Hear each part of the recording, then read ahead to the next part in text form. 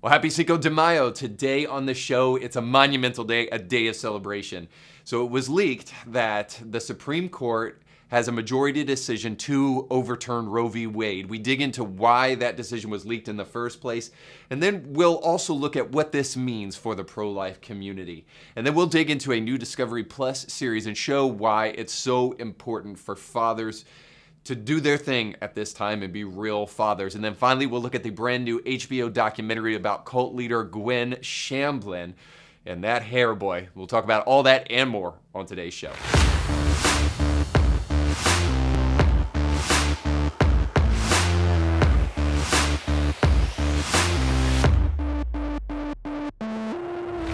Hey guys, welcome to the show today. Thank you for watching. Don't forget to like, share, and subscribe. Sharing is caring. To be a good citizen, a good conscience-minded individual, you need to make sure to like, share, and subscribe. And wanted to let you guys know that I am now on Twitter. I waded into the waters of Truth Social just to see kind of what that was about. So we're there. We're also on TikTok. And I'm releasing kind of information all the time about the show and different things that are going on in the world. So I think you'll really kind of find it useful and find it informative, because I try to aggregate things from a couple of different perspectives and not just kind of, market the show, which I do, but I also try to provide information. So I think it's a good follow, if I can say that. So make sure to check us out there. You can do that at Reed Huberman or at the Indie Thinker, wherever we're on there. But I also wanted to kind of share with you why I'm doing what I'm doing, why I want to try to present that information. I'm a trained theologian, which means I'm an armchair philosopher, and I'm a Christian ethicist. So the reason I even do this show is that I try to provide information and try to provide what I call practical theology. So theology very often can be like ivory tower-ish, and it just is inaccessible to people. And so what I try to do is just do current events and try to provide a Christian perspective to those events, or a faith-based perspective to those events, or at least my faith-based perspective to those things that are going on, so that we can think about them and so that we can understand there are different ways to look at these things. And it is my hope that not necessarily that you'll think like I think, but that the truth of what I am saying will resonate with you, because so very often you're just straight up being lied to.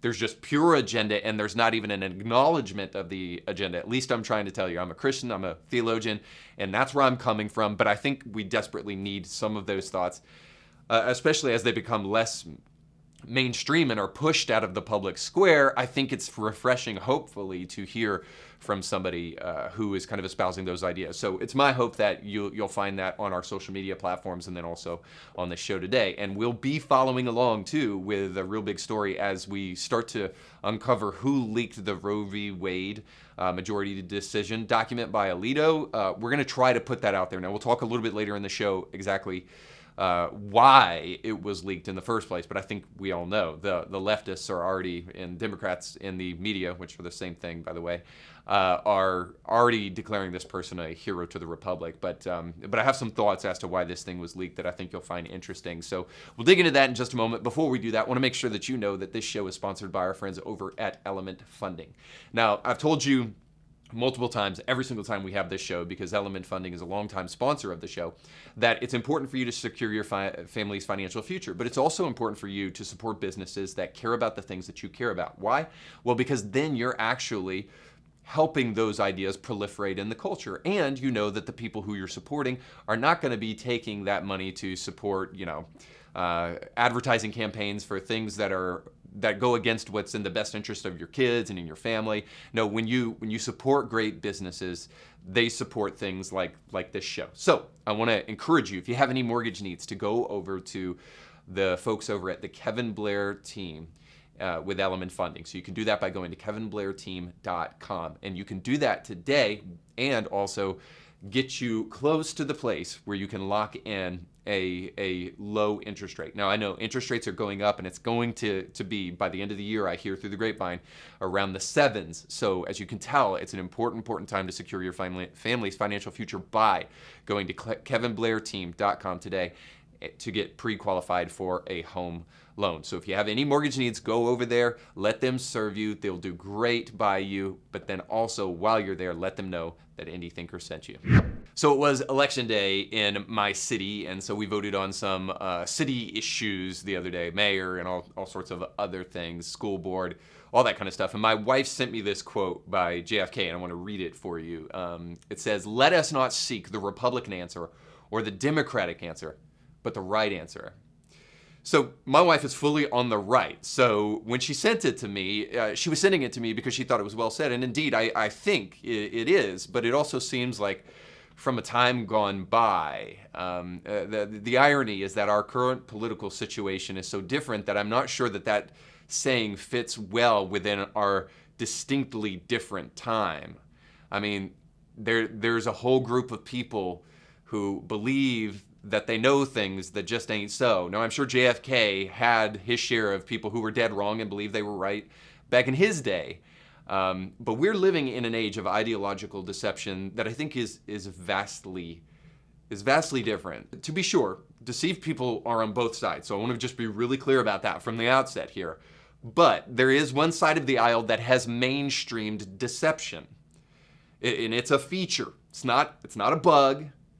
It's a part of their worldview, and I can prove it by visiting our friends over at MSNBC, where the fake Reverend Al Sharpton hangs out, and I'll show you Mehdi Hasan. And this clip that you're about to see will show you that these guys are just really unself-aware of how wrong they are about what they think. So here's Mehdi Hasan talking about left and right. I mean, it's easy in American discourse to talk simplistically about the far left and the far right as two equally dangerous fringe blocks. Elon Musk has done it plenty of times just in the past week. But here's the difference. America's far left wants to give us free healthcare and free childcare. America's far right wants to give us white supremacy and no democracy. And this asymmetrical polarization of US politics would be laughable if it weren't so horrifying. We are living through an unspeakably dangerous moment. The pro-QAnon, pro-neo-Nazi faction of the Republican Party is poised to expand dramatically come the midterms. We're just 2 years away from Donald Trump very possibly re-seizing executive power. If that happens, we may look back on this past week as a pivotal moment, when a petulant and not-so-bright billionaire casually bought one of the world's most influential messaging machines and just handed it to the far right. Now, you've probably come to the place where you expect this kind of unself-aware coverage in the media, but I want to point out a couple of things. So, all America's far left wants to give us is free childcare and free healthcare. That's what Hasan said. All right, that's all they want to do. That's it. So, now, he's the one that brought up the people who want to give you free healthcare and free childcare. So, these are the likes of AOC and Bernie. So, he brought them up, not me. So, the perfectly sane left wing of the Democratic Party has gone on record to say things like, because of climate change, the world will end in 12 years. So here's AOC saying that perfectly normal and totally fact-based comment. I think that the part of it that is generational is that millennials and people and, Gen Z and all these folks that come after us are looking up, and we're like, the world is going to end in 12 years if we don't address climate change. And your biggest issue is your biggest issue is how are we going to pay for it? And then you have other perfectly sane members of the left, like Rashida Tlaib, going on record saying that they would like to abolish all federal prisons. So here's a clip of her saying that. In 2020, you endorsed the Breathe Act, which is a series of proposals to transform America's criminal justice system and create, quote, a roadmap for prison abolition. The Breathe Act proposes emptying federal detention facilities within 10 years. To what extent have you wrestled with any potential downsides of releasing into society every single person who's currently in a federal prison? Yeah, I think that everyone's like, oh my God, we're going to just release everybody. That's not what I'm saying. Yeah, but did you see how many people are mentally ill that are in prison right now? No, I know, but the act that you endorsed actually says release everyone in 10 years. But in 10 years, but think about it, who will release But there are like human traffickers. Oh, I know. Child sex. So, but you're saying, do you mean that you don't actually support that? Because you endorse the bill. No, I endorse the Breathe Act and looking at the policies and how we incarcerate. Absolutely. But it says in there. But you cannot just blanketly say, oh, look, she wants. That's not what I'm. But that's like in plain text. Okay. I know these leftists are insane, but you'll have to see our previous shows for receipts on what I'm about to say. But it does get even worse. Open borders. We're with record encounters at the border in 2021 and on pace to demolish those milestones in 2022. Got to have goals, right? I guess. They're the party of abortion up to and after birth. Look at California Bill AB 2223, which says that up to 28 days you can abort your baby after birth. They're the party of genital mutilation, the party of destructing women's sports, and need I say more? And so he goes on, Hassan, to say this, that there's a pro-QAnon, pro-neo-Nazi faction of the Republican Party. Is there? I just enumerated radical policies that have been mainstreamed by people on the left. So show me the neo-Nazi mainstream policies of the right. Just be careful. Don't start talking about things you don't like and then say those are neo-Nazi. Bring up specific examples of pro-Q, pro-neo-Nazi stances that the Republican Party is issuing forth. And I'll save you some time. Since there aren't any, you can go ahead and say, this guy is full of hot air.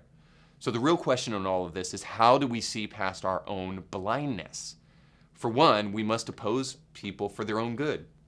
If you believe in the mantra of my truth, you'll be blinded and you'll never know the truth. That is a social injustice. That is a personal injustice, especially to young and impressionable minds that are being shaped by unbridled moral relativism, which is a staple on the left, and being taught in prestigious universities in America. So we need to stand and we need to push back.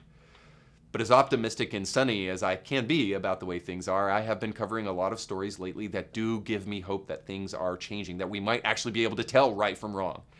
And the purchase of Twitter by Elon and DeSantis standing up for children in Florida is a bright, shining light that is emerging in the midst of our time. The Supreme Court is overturning Roe v. Wade, which is the biggest development in our country in half a century. So I can't help but be optimistic today and say the days of postmodernism, neo-Marxism, and moral relativism may be coming to a close. Maybe they've run their course and we realize they are bankrupt intellectually and spiritually. So today is a day. It is cause for celebration. So I hope we can sit back and recognize the moment in which we're living in. It's truly a beautiful thing that Roe v. Wade is about to go the way of all horrible, horrible unconstitutional laws. But it's also a time for us to recognize a vital thing that I hope we don't forget in the midst of the celebration. I hope it reminds us that the fight is not in vain.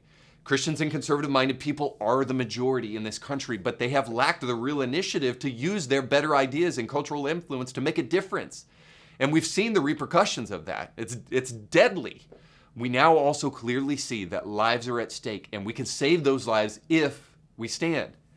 And this is where I have to step back and just say, I'm not a Trumper, but Trump deserves credit for his Supreme Court picks. They've changed the game, and they've saved and will save lives. So politics do matter. And if Gandhi was right when he said that you can tell the merit of a society based upon how it treats its most vulnerable members, then we may be turning over a new leaf in the American West. We may be on the precipice of realizing the bankruptcy of leftist ideas, and we may be ready to jump into soul-fulfilling, soul-satisfying answers. But let's see. Let's red pill ourselves into reality today, and let's see how far that rabbit hole really goes as we dig into some of our headlines.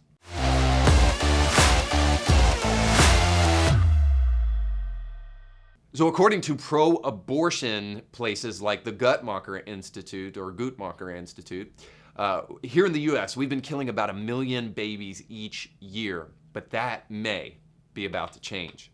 So in a leaked document that was given to Politico, Justice Alito gives the majority decision for the Roe v. Wade case that was first brought up in Mississippi and then was brought to the Supreme Court and was talked about last year and then will eventually get a ruling sometime this summer.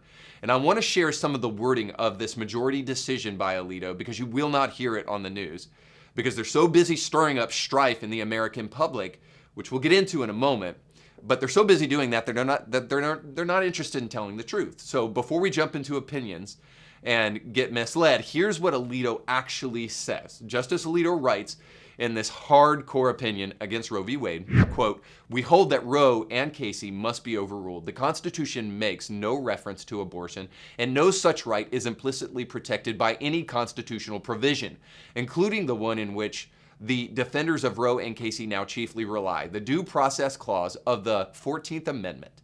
That provision has been held to guarantee some rights that are not mentioned in the Constitution, but any such right must be, quote, deeply rooted in this nation's history and tradition, and, quote, implicit in the concept of ordered liberty." Washington versus Glucksberg said this: "The right to abortion does not fall within this category. Until the latter part of the 20th century, such a right was entirely unknown in American law." That is such a good and important point. Indeed, when the 14th Amendment was adopted, 3/4 of the states made abortion a crime at all stages of pregnancy. The abortion right is also critically different from any other right that this court has held to fall within the 14th Amendment's protection of liberty.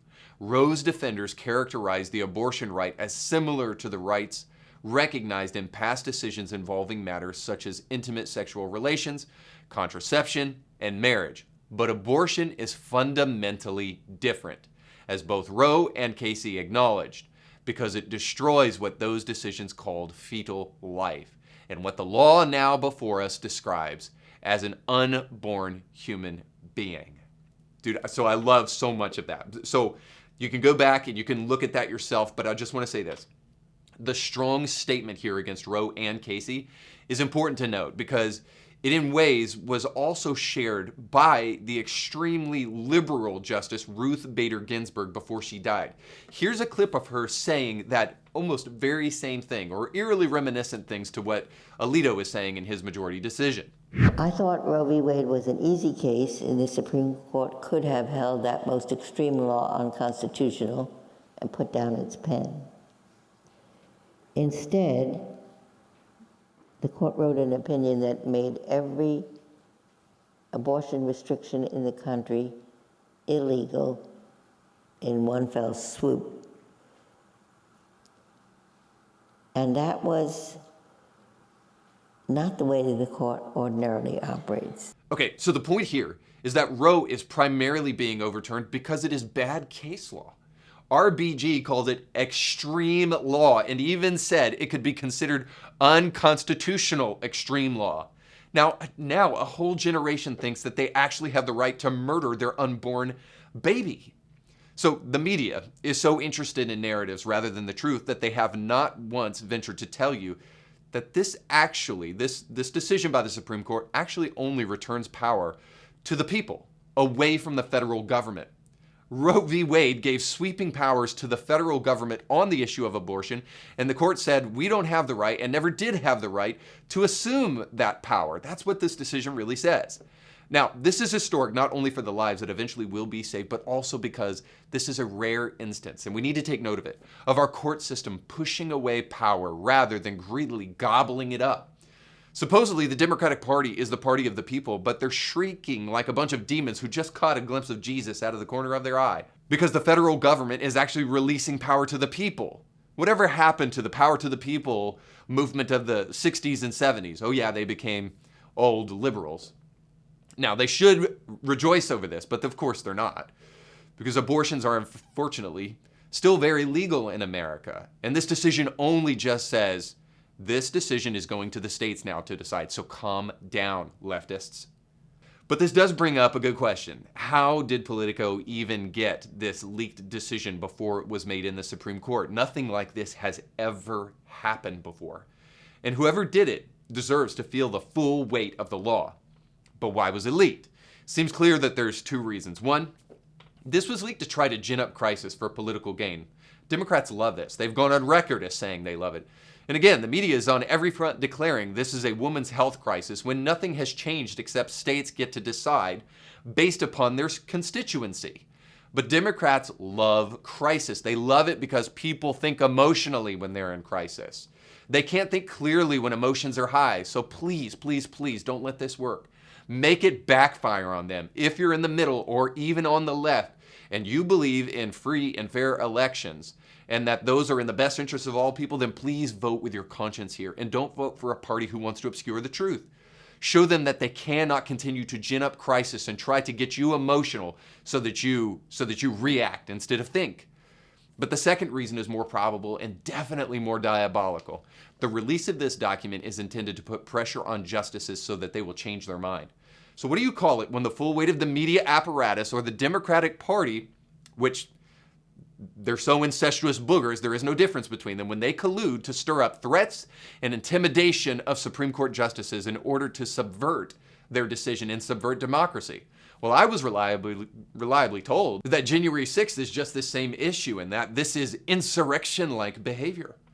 We don't know who leaked it, but I'll guarantee you that it's somebody on the left who did this. So we'll be following along, and I want you to follow along with us. So make sure you're following us on social media in order to see this story as it develops, and we'll try to figure out who this person was when the media does, and then let you know the why behind it. But here's the implication of this.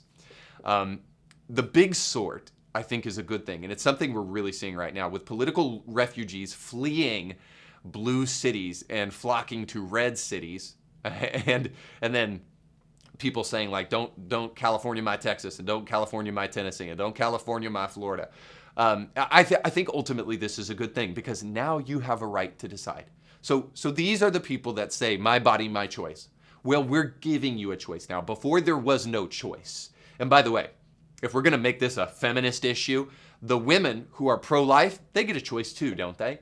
And now they have one. Now they can go to a state that doesn't have radical abortive policies as their procedure. And they have the choice now to live in a state that supports the things that they want to vote for. It actually puts not only power back to the people, but it actually is democratic what just happened here. And of course, that's not what you're going to hear from the radical mainstream left, because they think that this is a subversion of democracy. And now it's time, because they care so much about democracy, to destroy the filibuster so that they can ram through federal overreaching policies that absolutely subvert the decision of the Supreme Court, but also subvert the will of the people. This should be decided based upon the desire and the will of people within those states, within those cities, within those states, who say this is the kind of society that we want to build for ourselves.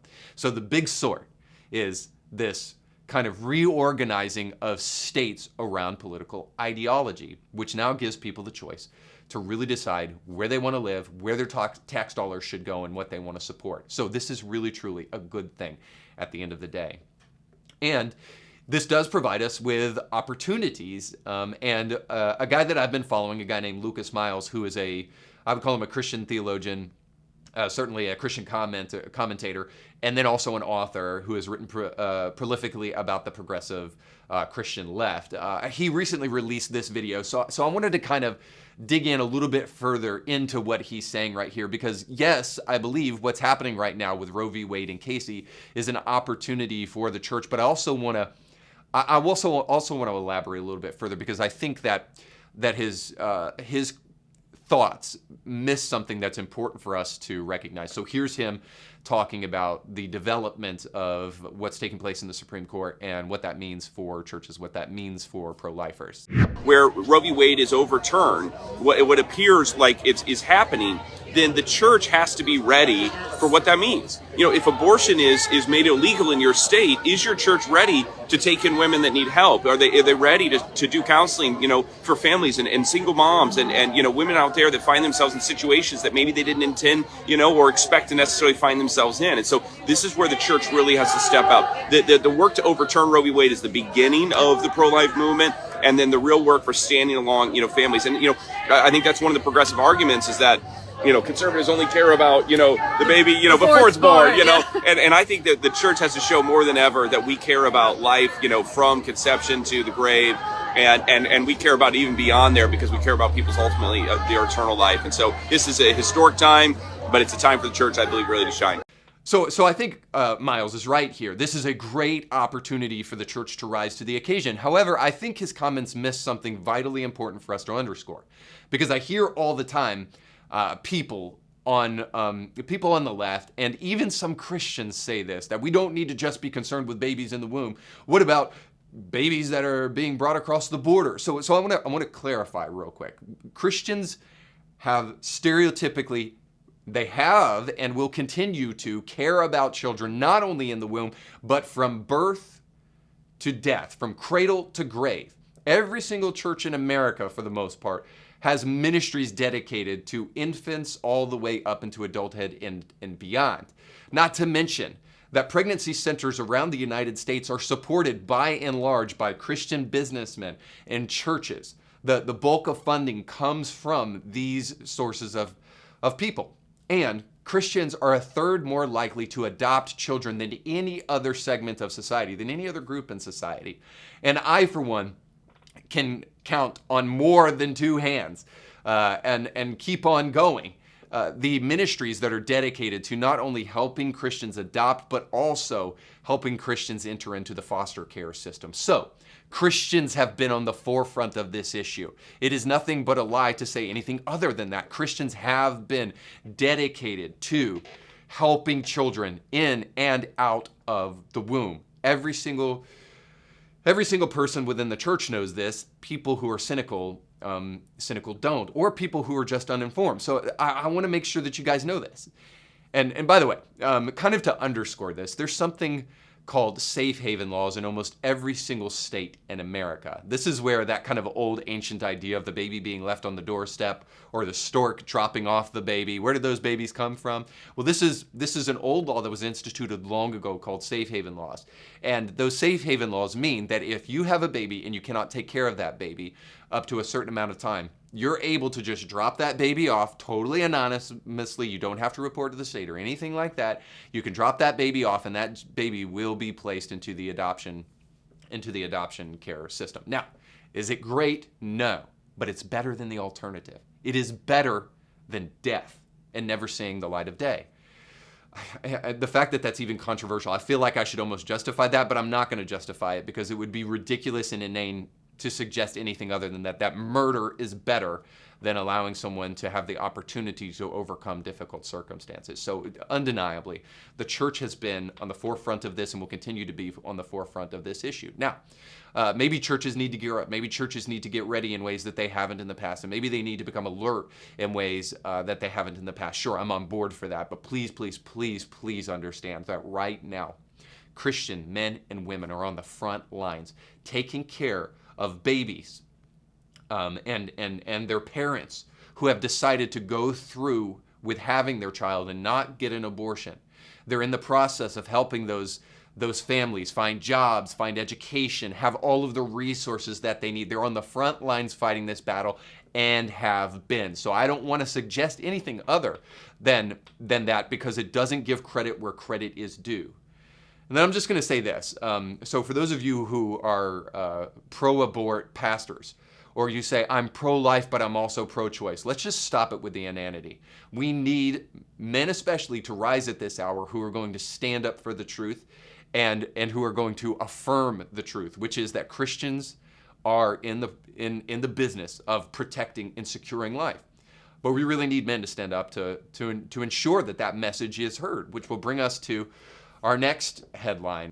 So a new Discovery Plus series dedicated to young boys dressing up in drag shows just the kind of weak and pitiful fathering that has plagued our country for too long. So here's just a little bit of the trailer for this new show. And I'm transgender.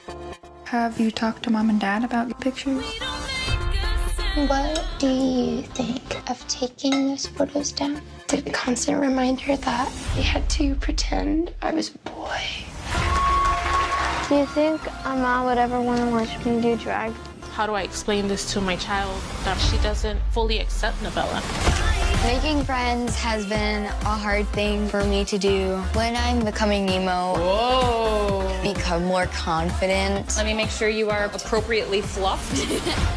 This transition has been difficult for them, but they try, and that's all you can ask for. It's important for kids to understand that they're not alone. So my mom started Draguton. Kids and their families are coming from all over the country where we get to be our true self. Oh God, This is happening. It's Vanessa Shimmer! This is a place of love and support because we need that in this world. This is me, and you better like it. Bye. Now, let me just say about this show, every single parent in America knows you're the one who gets the ticket if your kid doesn't have a seatbelt on. Because kids are not able to fully comprehend the risk of their actions, so it's parents' job to help them do that thinking. It would be utterly selfish to refuse that duty and to take that responsibility and place it on kids. They're not capable of that decision. That's a parent's job. But the fathers you see in this trailer for the documentary are nothing more than window dressing to prove that the nuclear family should sit back and watch as their kids make life-altering decisions, and that a father's role is just to sit back and support. But I disagree. A father is not there to provide.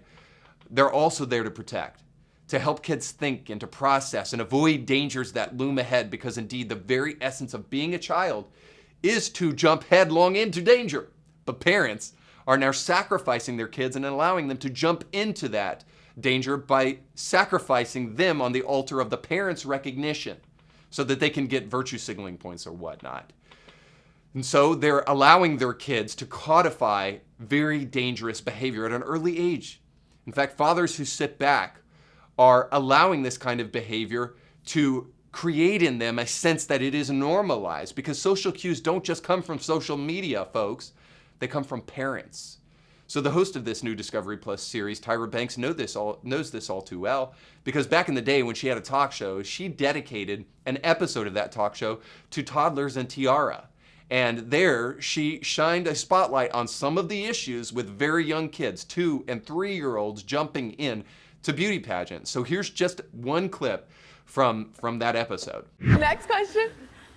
My question's for Megan. Would you rather be pretty or smart? Oh, would you rather be pretty or smart, Megan? I'd rather be pretty. Really? Why? Because I don't want to be that smart, but I'd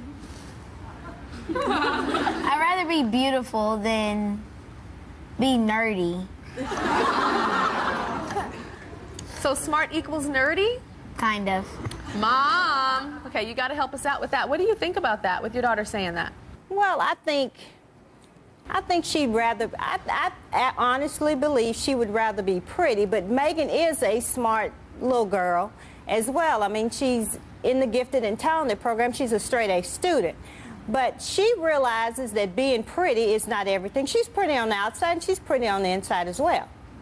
Okay, you gave her a nice PC answer, but she said something totally different. So now, to be sure, this show was very careful with the kids right there in their midst to shine a generous spotlight on toddlers and tiaras, but it also deals with this subject in a sensitive way that I think we're lacking today. So it deals with the dangers of foisting your kids onto a stage at the age of 2 and 3 and shows that it might be actually harmful, as you can tell in the question.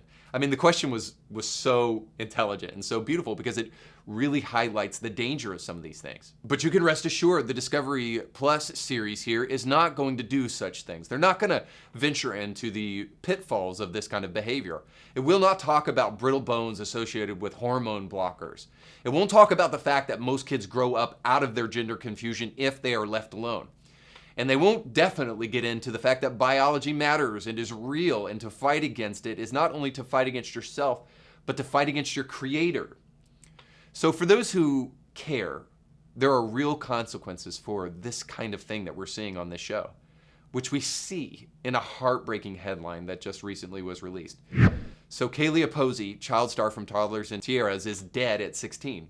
No cause of death was given, which is typically an indication of suicide and most likely drug-related. This is unfortunate, and our prayers go to the family, especially around Mother's Day. But I hope this serves as a reminder that dads and moms are essential in helping their kids navigate the complexities of life. Throwing them in Toddlers and Tiaras at an early age may not have been the best idea, no more than what is going on in this Discovery Plus documentary.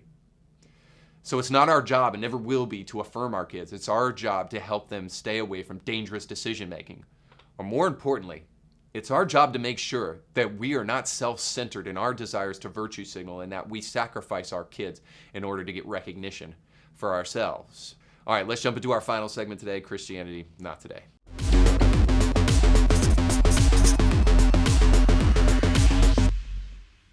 So I recently jumped into watching some of the Way Down documentary, enough at least to gain a good understanding of what the documentary is all about. So before I jump into kind of an explanation of the series, I'll let the trailer for the new HBO Max documentary, The Way Down, explain itself to you. So here's that trailer.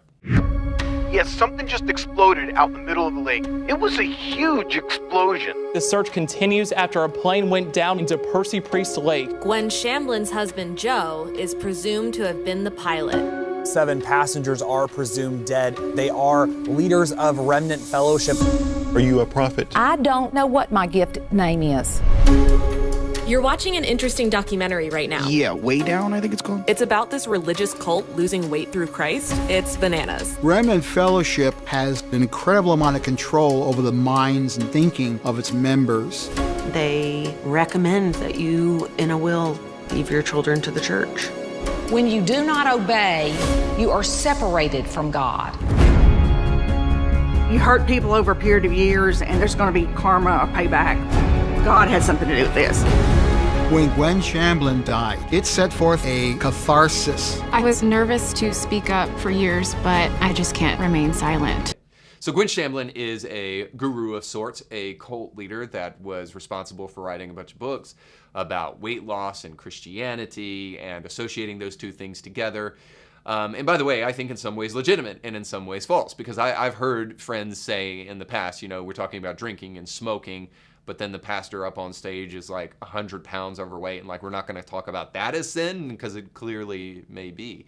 So needless to say, I think that kind of dichotomy there shows the issue with this documentary. So it's essentially about a cultish kind of personality that allowed the fame and the notoriety to get to their head. And speaking of getting to their head, obviously, I want to just say something very clear that I think should be obvious to everybody by now, but apparently it's not. Like the hair, speaking of the head, the hair is a dead giveaway, guys. Like when your hair gets that crazy, that is like, that's somebody begging you to call them out. That's somebody begging you to stop them in their suicidal tendencies. That is like before the Kool-Aid, comes out, the hair gets that wild. And it's almost like the bigger the hair, the crazier the cult. Now, I don't want to pick too much, but I mean, it's just like, what is going on with that? It really does seem like it's a dare for those people. It's like a test, a litmus test for their allegiance. If somebody says, hey, what's going on with the hair? They know that they're not going to be like a faithful member of the cult. So needless to say, the hair is insane. And if your pastor gets hair like that, beware, male or female, because I've seen both. So just be careful. But back to the whole kind of like dichotomy of like the weight loss thing being some like perversion. Maybe yes, but maybe not. No, I think I've seen this a lot lately, especially with Christian documentaries. There's this victimization overreach where people want to try to become victims. And so here's a quote from the documentary just to kind of illustrate that. So somebody said, where does all her money come from? It comes from us. Well, you know where all of Jeff Bezos' money comes from? It comes from us too. But I never hear anybody complain about Amazon, strangely. But victimization goes further. The idea that to suggest that people are overweight and should portion control seems to be a pretty rational idea, but people are saying that they're being victimized by the fact that they were told to portion control, that they were being body shamed, as it were. Now, I have my own misgivings about that rolling into like a theological paradigm for a Christian church, but let's just be honest. When documentaries are desperate to try to prove that there was some conspiracy, desperate to prove that there were victims where maybe there wasn't, it makes the documentary stupid, and it makes us not want to listen to the rest of the documentary. What it does is it makes the real story obtuse. It makes it kind of in the background rather than on the forefront, which is that This woman probably, again, flew too close to the sun like these guys do when they get too successful, and that we need to have a robust conversation about celebrity pastors. We need to have a robust conversation about the megachurch and how big churches with big money can be a problem and ends up being one. But otherwise, we just suggest things that don't exist and suggest, travesties that didn't really happen. And then the people like me who watch it, who use the smell test with these kind of things, come away saying, I don't even know if they're telling us the truth about anything. But it seems clear that there are moments where certainly this woman allowed fame to get to her head and absolutely crossed a line. This is specifically so with some of the allegations of child abuse, not by this person, but by members of the church. So without having the time to go into that, I'll just say this. I'm a Shiite evangelical Christian, you could say. I'm a pretty devoted evangelical Christian, as it happens, and I would probably know about things if they were happening in the church, and I have never heard of this woman. And trust me, that hair, not easily forgotten. So I would know this woman if she really had the kind of cultural power this documentary suggests. And I'm just sorry, to me, I look at this documentary and that's what it seems to me. It seems to be a hit piece against Christianity rather than to actually provide real factual evidence. And so let me illustrate that for you. And then I'll also illustrate another important point as far as that's concerned. So in the doc, a cult expert says that a cult is a group of people who share a belief that is not mainstream. So by that definition, transgenderism is a cult. So it's a group of people, again, relatively small, out of the mainstream, who have a belief. So I can go one step further. Transgenderism is also a group of small people that believe in something based upon zero historical or scientific evidence. But that's not the real definition of a cult. So no thanks, expert. In fact, the dictionary definition is, quote, a relatively small group of people having religious beliefs or practices regarded by others, now here's the point, as strange or sinister. Well, now come to think of it, that also sounds like the transgender community. So I guess you got me. What I was trying to do is find a way to call the cult of transgenderism a cult.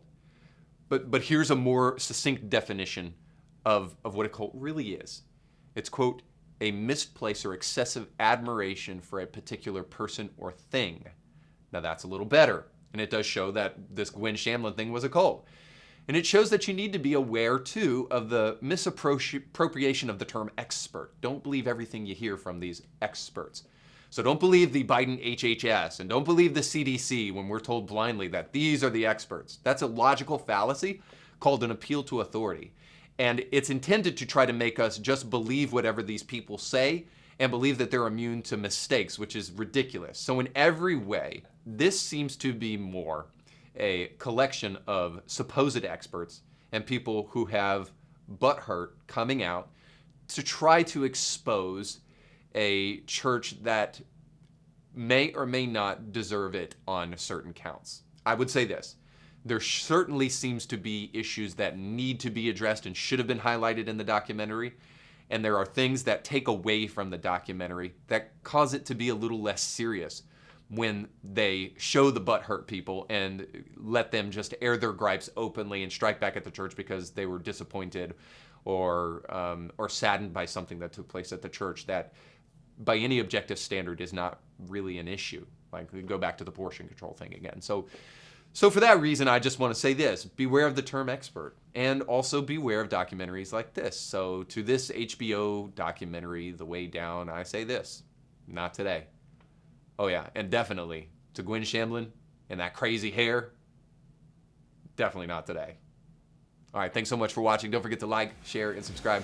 We'll catch you next time. You can catch brand new episodes of Indie Thinker with Reed Huberman every Monday and weekly bonus episodes to keep you thinking throughout the week. But you have to subscribe and click the bell to be notified when new episodes drop. If you enjoy this content, make sure to like this video and share it with friends.